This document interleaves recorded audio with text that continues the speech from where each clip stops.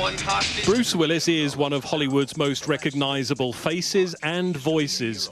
It is perhaps the cruelest blow for an actor to confront losing that very ability to communicate.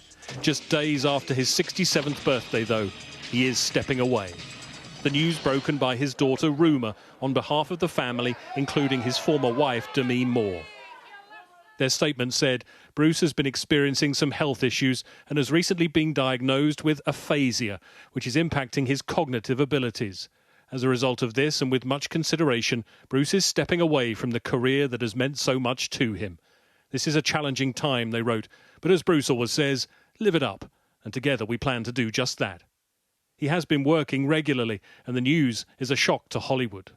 Part of the reason this news came as such a surprise is because Bruce Willis is just 67 years old. And in fact, he had 5 movies in various stages of production that were expected to come out in 2022, and 3 more also in the works. So he was still very much in the prime of his career. And there was an expectation that we would be seeing more from Bruce Willis for years to come.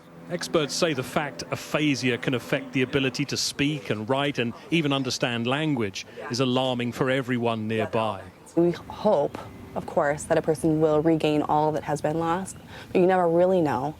And it's generally quite sudden, right? As opposed to something like dementia, which is usually a kind of a gradual lessening of abilities.